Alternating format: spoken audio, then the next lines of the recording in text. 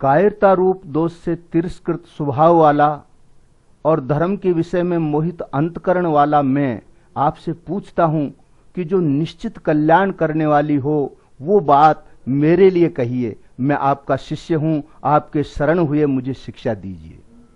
यहाँ अर्जुन अपनी कायरता रूपी दोष को स्वीकार करते हैं और श्री कृष्ण की शरण में चले जाते हैं, उनसे शिक्षा की भीख मांगते हैं। अब श्री कृष्ण के उपदेश देने का आधार बन जाता है। शरणागति का बड़ा विचित्र असर होता है। प्रायः गुरु का कर्तव्य होता है अपनी शिष्य को सीख दे और शिष्य का कर्तव्य होता है कि वो अपनी गुरु की आज्ञा का पालन करे, परंतु शरणागति इससे भी बढ़कर है। अगर एक बच्चा अपने माँ के दूध पर ही आधारित है तो यदि उस बच्चे को कुछ हो जाए तो अक्सर माँ को ही दवा लेना पड़ता है। यहाँ पर अर्जुन श्री कृष्ण की सर्वथा शरण नहीं हुए थे, नहीं तो उनका ये कहना कि आप मुझे शिक्षा दीजिए ये बनता ही नहीं है। क्या करना है ये बताना शरणागत का काम नहीं है। उसका काम तो सिर्फ कहे हुए की आज्ञा पालन करना है। शरणागति का क्या अर्थ है ये हमें पता चलता है पीपा जी की कथा से। कारण कि पृथ्वी पर धन धान्य समृद्ध और शत्रु रहित राज्य तथा स्वर्ग में देवताओं का आधिपत्य मिल जाए तो भी इंद्रियों को सुखाने वाला मेरा जो शोक है वो दूर हो जाए, ऐसा मैं नहीं देखता हूँ। हे शत्रुतापन धृतराष्ट्र, ऐसा कहकर निद्रा को जीतने वाले अर्जुन अंतर्यामी भगवान गोविंद से मैं युद्ध नहीं करूंगा ऐसा साफ साफ कहकर चुप हो गए। हंसते हुए भगवान ऋषिकेश अर्जुन को उपदेश देने के लिए आगे कहते हैं, तुमने शोक न करने योग्य का शोक किया है और विद्वत्ता पंडिताई की बातें कह रहे हो, परंतु जिनके प्राण चले गए हैं उनके लिए और जिनके प्राण नहीं गए हैं उनके लिए भी पंडित लोग शोक नहीं करते। मनुष्य सभी प्राणी और पदार्थों को दो भागों में विभाजित कर लेता है। ये मेरे हैं, ये मेरे नहीं हैं।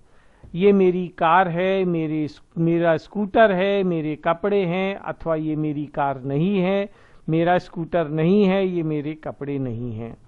यदि मेरी चीजों को कुछ हो जाए तो हमें बुरा लगता है। इसी तरह से यदि मेरे भाई मेरे दोस्त को कुछ हो जाए तो हमें दुख होता है। जो हमारे हैं उनके प्रति हमारी ममता और आसक्ति होती है, जो चीजें हमारी हैं उनके प्रति कामना होती है। ममता, आसक्ति और कामना से ही सभी दोष और अनर्थ पैदा होते हैं। उनसे भय, चिंता, शोक आदि लगे रहते हैं। संसार में दो चीजें हैं, शरीर और शरीरी। शरीरी कभी मरता नहीं और शरीर मरता ही है। अब इन दोनों के लिए शोक क्या करना। शरीर का धर्म है नष्ट होना, वो नष्ट हो गया तो शोक कैसा। शरीरी कभी मरता नहीं तो फिर इसका शोक क्यों। श्री कृष्ण का उपदेश शरीर शरीरी से ही आरंभ होता है।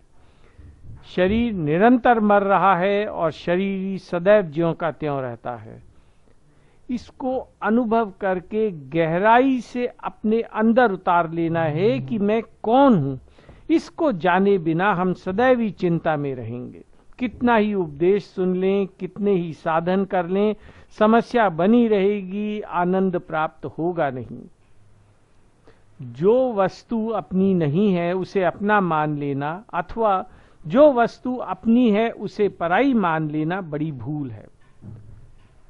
जो गाड़ी कपड़े अपने नहीं हैं उनको अपना मान लेना, इससे समस्या पैदा हो जाएगी। और जो गाड़ी अपनी है उसे दूसरे की जिम्मेवारी पे छोड़ देने से जेल भी हो सकती है।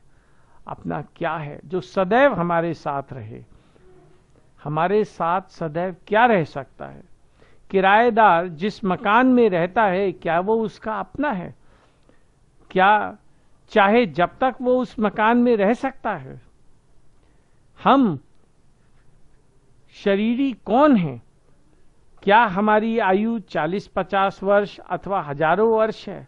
बिल्कुल नहीं। हम तो अजन्मा अविनाशी हैं। 2-4 वर्ष के लिए यदि कोई चीज हमें मिल जाए तो वो हमारी नहीं हो सकती।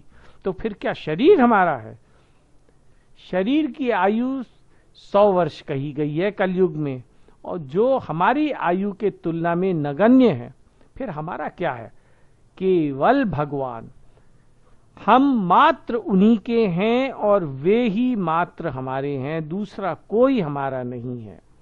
इतनी सी बात समझ में आ जाए तो कल्याण हो जाए, उन भगवान से प्रेम हो जाएगा, और तब हमारी खुशी का ठौर नहीं रहेगा, सदैव बढ़ने वाले आनंद की प्राप्ति हो जाएगी।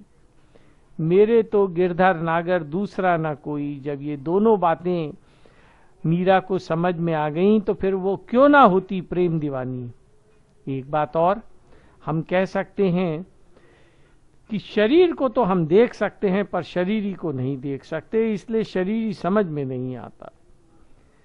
देखिए, देखते हैं हम आंखों से, और आंखों की शक्ति बड़ी ही सीमित है, ये पूर्ण सत्य हमें बता ही नहीं सकती। फिर पूर्ण सत्य के लिए किस पर विश्वास करें? निश्चित ही श्री कृष्ण पर, क्योंकि वे सदैव ही सत्य कहते हैं, असत्य कहते नहीं, और वे सदैव हमारा कल्याण चाहते हैं, हमसे सदैव प्यार करते हैं। इसे अंदर तक गहराई से अपने अंदर बैठा लें। दूसरी बात, शरीर को समझना तो आसान है पर शरीरी को समझना बड़ा मुश्किल है। मुश्किल है या आसान? जो सत्य है उसे तो स्वीकार करना पड़ेगा। अब यदि आप इंग्लैंड में रहते हैं और पौंड को समझना मुश्किल है और रुपए को समझना आसान है, पर यदि आपको इंग्लैंड में रहना है तो पौंड को समझना पड़ेगा। अब भगवान अर्जुन को समझाते हैं कि वो किस प्रकार मूर्खतापूर्ण बातें कर रहा है। किसी काल में मैं नहीं था और तू नहीं था तथा ये राजा लोग नहीं थे, यह बात नहीं है। और इसके बाद भविष्य में मैं, तू और राजा लोग हम सभी नहीं रहेंगे, यह बात भी नहीं है।